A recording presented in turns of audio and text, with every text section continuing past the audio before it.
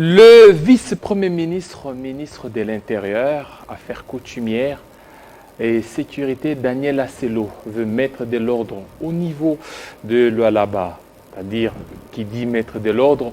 Est-ce que ce sera le retour du gouverneur Richard Mouyej? Comment est perçue l'absence de Richard Mouyej au niveau de l'Oualaba, quand on sait que déjà il y aurait une motion qui serait en gestation? Nous allons parler avec M. Mardoché. Bienvenue. Merci David. Voilà. Le Lualaba, Richard Mouyej, 99%, il pourrait rentrer. Non. Non. Non. 99% ne pourra pas rentrer. Mais pourquoi vous dites non? Je dis non parce que nous sommes des légalistes. Légaliste? Oui, nous sommes des légalistes. Nous devons comprendre pourquoi est-ce que le gouverneur Mouyej était ici à Kinshasa. Et pourquoi qu'est-ce qui le rentrer? retient?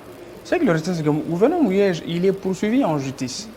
Il a un dossier judiciaire. Mais ce dossier judiciaire, jusque-là, on ne l'a jamais vu. Hein. C'est une procédure. Oui, mais regardez pour Atou Matouboana, on connaît de quoi il est reproché. Mais c'est différent avec ce que d'autres gouverneurs, on le sait très bien. C'est différent avec le gouverneur Mouyej. Alors, je voudrais seulement vous dire que le problème qu'oppose le gouverneur Mouyej aujourd'hui aux institutions, c'est un problème purement judiciaire par le fait qu'il est sujet de poursuites judiciaires pour le tourment de plus de 296 millions de dollars, d'après les enquêtes de l'UGF. Aujourd'hui, vous avez suivi avec moi ensemble que le verdict, ou soit la sortie médiatique de l'inspecteur général des finances, a prouvé noir sur blanc que oui, aujourd'hui, c'est le début de l'action publique. Parce que lorsqu'on parle de l'action publique, c'est devant l'OPJ, parce que l'OPJ exerce le pouvoir délégable de l'OMP. On peut considérer que c'est en fonction de la procédure. Comme nous sommes dans une phase préjuridictionnelle, on peut empêcher le gouverneur de ne pas rentrer dans sa juridiction respective pour que celui-ci ne puisse pas effacer les traces des infractions pour lesquelles il est sujet de poursuites judiciaires. Et c'est pour cette raison aujourd'hui, nous avons abouti à un résultat, un rapport qui est officiellement transmis à l'Assemblée provinciale de l'Ouadaba depuis le 17 mai passé. Vous avez suivi aujourd'hui la motion qui, aujourd'hui, lors du jour qui a été adoptée, il y a examen, n'est-ce pas, du rapport de l'UGF qui a été publié récemment. Alors, par rapport à la sortie médiatique du vice-premier ministre, ministre de l'Intérieur, décentralisation affaires coutumières. C'est un légaliste, celui-là. Bien sûr, c'est un avocat des professions, je le connais. Et d'abord, dans tout ce qu'il a dit, moi, je ne vois pas pourquoi est-ce que... Il veut mettre un peu de l'ordre là, parce que déjà... les gens étaient en train de chanter, vous voyez que non, Mouyej ne pourrait pas revenir, ne pourrait pas... Moi, je ne pense pas que devant un beau plateau de Télé 50, nous pouvons passer avec des spéculations. Je pense que certains légalistes, certains juristes de profession, certains avocats, je les connais, c'est un monsieur très intelligent, mais tout ce qu'il a dit ne nous surprend pas. Lorsqu'il a dit que le gouverneur Mouyej n'est pas encore démis de ses fonctions, c'est normal. Le gouverneur Mouyej est ici, il a eu l'autorisation du ministre de l'Intérieur pour aller se faire soigner à l'extérieur du pays. Nous sommes au courant, ça ne nous surprend pas. Le problème qu'a le gouverneur Mouyej intéresse l'UGF et la justice. Ça n'a rien à voir avec le ministre de l'Intérieur.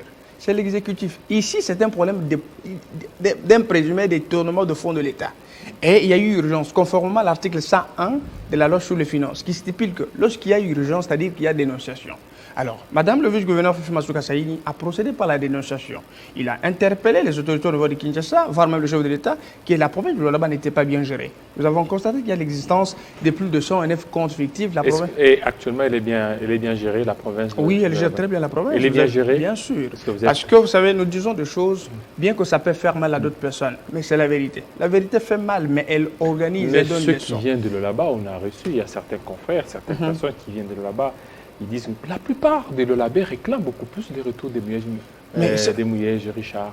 La légitimité du gouverneur Mouyej devrait se constater par l'existence de la population dans la rue, partout on le réclame. Vous avez vu une tentative d'une marche de réclamation du gouverneur Mouyej. J'ai vu plus de 70 mamans âgées de 60 ans, 65 ans. Et pourquoi là, les forces de l'ordre sur place ont essayé un peu d'étouffer cette marche? La marche? Non, on n'a pas étouffé la marche. Il y a eu encadrement des manifestants. Mais moi, je voudrais seulement vous faire une lecture. Que ce jour-là, j'ai vu deux mamans âgées de plus de 60 ans, 40 ans, qui sont venues réclamer le retour de Mouyej. Et puis, dans sa langue qui est le round. Excusez-moi, je ne suis pas tribaliste, mais je vous dis seulement que est-ce qu'on peut évaluer la légitimité du gouvernement Mouyej à travers l'existence de plus de 70 mamans Non, c'est une à l'Assemblée? représentativité. Bon, je ne sais pas. Ça, mais vous savez qu'on c'est comme au niveau de l'Assemblée provinciale. Il y a trois attributs du pouvoir. Nous avons la légitimité socio-politique, nous avons l'exclusivité, nous avons la légalité. Mais sur le plan légitimité, c'est ça même le socle qui construit le pouvoir, c'est qui soutient le pouvoir. Et aujourd'hui, la gestion orthodoxe de Mme Fifi Masuka Saini, des 6 mois, construit un socle solide de sa légitimité. Qu'est-ce qu'elle a fait pendant ce temps? C'est très important. D'abord, c'est une bonne question. Je pense qu'il y a plus de 6 avenues, n'est-ce pas? 6 avenues au sein de la province qui sont asphaltées sur fonds propres de la province. Combien? 6 avenues? 6 avenues. Et après, il y a de l'eau potable dans nos quartiers les plus reculés, des quartiers qui étaient plongés dans les oubliettes. Je parle des Kasoulo, je parle de Mandranden, où des gens ont construit, mais il n'y avait pas d'avenue, il n'y avait pas d'eau potable ni de l'électricité. C'est fait dans 6 mois. Je veux vous dire. Est-ce que vous aidez vraiment Mme Fifi Masuka, que ce soit au niveau de la communication, que ce soit presque partout? À un certain temps, vous ne voyez pas que vous l'exposez un peu trop? Bon, je ne sais pas. Parce qu'on voit un peu des réseaux sociaux, des images. Le gouverneur, en fait, vice-gouverneur, Fifi Masuka, mais à un certain temps, on se demande, son service de communication ne l'aide pas. Il y a certaines choses qui ne peuvent pas passer au niveau des médias, et puis ça passe, et puis ça réveille. Non, mais ce n'est pas la cellule de communication de Mme Fifi Masuka qui fait ce genre de choses. Alors, je pense qu'aujourd'hui, il y a quelque chose... C'est la cellule de Mouyej. Non, je ne veux pas accuser le camp Mouyej. Je dis il y a un groupe de jeunes, aujourd'hui, qui se sont livrés, n'est-ce pas, à trafiquer plus les vidéos de Mme Fifi Masuka. Nous connaissons beaucoup de choses qui se passent sur les réseaux sociaux. Et puis, depuis un certain moment... Est-ce que là, il y a des trafics là Il y a de trafic. Si vous voulez, comme l'émission n'a pas beaucoup de minutes, je devrais vous donner beaucoup de pistes.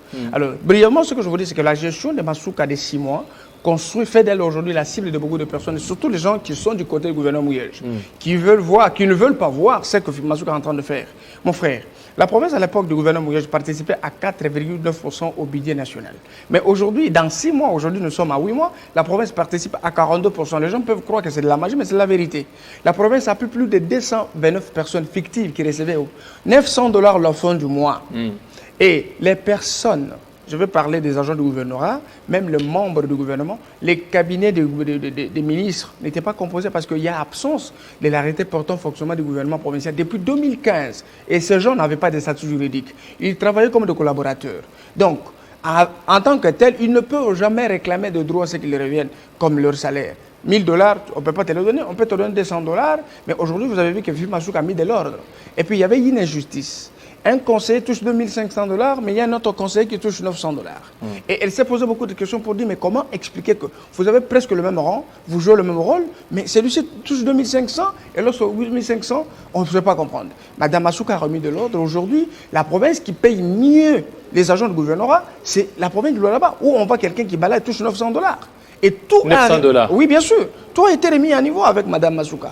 Je vais vous parler de chantier. Aujourd'hui, la province de Lualaba est devenue en chantier. Avec de multiples ouvrages qui sont lancés, il y aura des infrastructures telles que des stades modernes, il y aura des écoles, il y aura des cliniques médicales. Je veux parler aussi d'une cité médicale qui va être construite en collaboration avec l'Afrique du Sud. C'est une collaboration économique, mais qui prend un développement intégré. Est-ce qu'aujourd'hui, ce qui se passe, ou ce qui s'est passé au niveau de l'Assemblée provinciale de Lualaba, ce n'est pas parce que ils ont appris que Mouyej devait revenir, et en plus, comme c'est elle qui est la Fifi Masuka, la vice-gouverneure, et elle serait beaucoup plus à la manette pour un peu instrumentaliser les députés nationaux et provinciaux, à pouvoir un peu analyser les rapports de l'IGF pour passer à une motion contre Richard Mouyej. Non, David. Je pense que nous sommes mieux placés pour donner la vérité à notre peuple qui nous regarde, même les autorités qui nous regardent. Mme Masuka n'a rien à voir avec ce qui se passe à l'Assemblée provinciale de Lualaba. Brièvement, ce que j'allais vous dire, c'est que le rapport de l'IGF a été transféré à l'Assemblée depuis le 17 mai de cette année. Officiellement, même le gouvernement Mouyej a l'opportunité alors que c'est pour vous dire. C'est déjà Mouyej qui est annoncé. C'était un processus. Conformément à l'article 67 et 68 de la loi sur le principe fondamental relatif à la libre administration de province. Lorsqu'un gouverneur de province, pendant l'exercice de ses fonctions, se retrouve coupable, par exemple, pour une infraction telle que outrage à l'Assemblée, détournement de fonds de l'État ou d'autres infractions de droit commun. L'Assemblée provinciale doit voter une mise en accusation. Mais celle-ci doit être soutenue par un TDR, terme de référence. Mais dans le cas sous examen, c'est le rapport de l'UGF qui construit le socle de cette mise en accusation. Et c'était un processus. On devrait d'abord exalter le rapport et puis soumettre, n'est-ce pas, à la plénière pour voir dans quelle mesure ceci peut aboutir. Mais ceci n'a rien à voir avec Mme Massouka qui joue son rôle en tant que gouverneur intérimaire et qui continue à travailler selon la vision du président public. Ce sont des gens qui cherchent à s'approprier la situation pour la diaboliser et la faire passer pour quelqu'un qui a la manette, comme vous l'avez dit, pour manipuler la motion. Mais je vous dis ici aujourd'hui, l'Assemblée provinciale, conformément à ses attributions régaliennes, la mission pour laquelle elle a appelé à s'exercer, l'Assemblée se prononce conformément à l'article 41 et 42 de la même loi. Je pense, moi, je ne trouve pas d'erreur. Et si aujourd'hui, les gouverneurs Mouyej, ils jouent de la présomption d'innocence qui est même plus importante que la présomption de condamnation. Alors, si aujourd'hui le gouverneur se sent, il dit, bon non, ça ne me fait rien, moi, je ne suis pas auteur de la disparition de plus de 296 millions de $. Je vais aller en justice avec ma défense. Il faut savoir, est-ce que tous ces députés sont acquis à la cause de Mouyej ou de Mme la vice-gouverneur Fifi Massouka? Vous savez, la différence entre Mme Massouka et l'excellence Mouyej se situe à des niveaux. Chaque personne a sa façon de faire les choses. Donc, c'est la vision. Ce qui caractérise le leadership, c'est la façon de voir les choses. Fifi Massouka, elle est impluiste. Fifi Massouka, elle est présidente nationale d'un parti politique qui est le FIDEC, représenté sous toute l'État de la République. C'est au nom de son parti qu'elle a adhéré à l'Union sacrée de la Nation. Et après avoir constaté beaucoup d'erreurs dans le fonctionnement, n'est-ce pas, de la province, ensemble avec son titulaire gouverneur Mouyej. Et aujourd'hui, elle s'impose avec un leadership féminin robuste. Elle a vendu le bien fondé de la vision du président public. Et vous avez vu la conséquence et l'accueil du chef de l'État de la province du Lualaba. La deuxième des choses, vous avez vu la présentation du budget rectificatif. Toute la province du Lualaba s'est soudée derrière Fifi Massouka pour la soutenir. Le pouvoir s'exprime par le fait que... Elle a sa place, Fifi Massouka? La vice-gouverneure, elle a sa place? Bien sûr. Elle a sa place? Oui, bien sûr. Elle joue un bon rôle. Alors, le problème, et elle pourra être gouverneure? Aujourd'hui, si vous avez une majorité, excusez-moi, vous êtes journaliste, mais s'il y a une majorité de l'Union sacrée à la province du Lualaba, c'est grâce à Mme Massouka qui a évangélisé la vision du président public, parce que nous vous disons à l'époque, la légitimité du président public au Lualaba était évaluée à 19%. Mais aujourd'hui, vous voyez que c'est le mieux aimé dans la province du Lualaba et les gens espèrent voir de bonnes choses, que le chef peut impacter positivement à travers sa représentante Fifi Massouka qui travaille. C'est un problème d'État, ça n'a rien à voir avec les tribus ni les ethnies.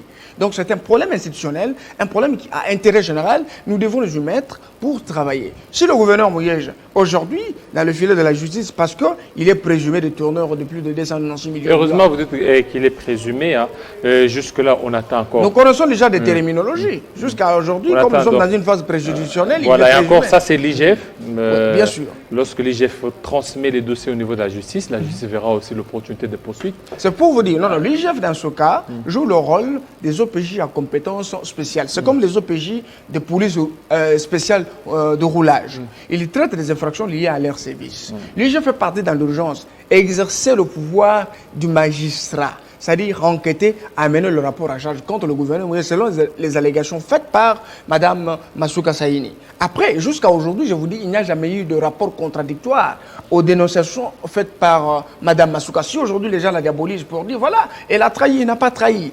La province du Lualaba, c'est le poumon. La province du Lualaba, c'est une province qui regorge beaucoup de potentialités. Alors, nous avons besoin d'avoir des personnes qui puissent bien gérer la province au profit de leur peuple. Parce que nous avons passé. Le gouvernement Mouyej passera, tout comme l'excellence Massouka passera. Mais nous avons besoin de mérites qui peuvent nous aider, nous, jeunes leaders du demain. Nous pouvons nous en servir pour enfin, n'est-ce pas, mettre à la disposition de notre peuple ce que le peuple attend de nous. Parce que le chef de l'État a un contrat avec son peuple. Il est le porteur de sa vision. Donc son projet de société, celui-ci doit corroborer avec le programme d'action de province.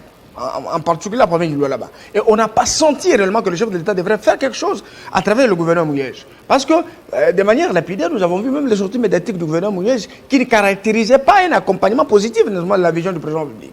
Et soudain, vous avez vu Mme Massouka qui sort de sa torpeur et s'engage à bon escient, en pleine conscience de cause, pour que celui-ci réussisse dans la province du Lualaba.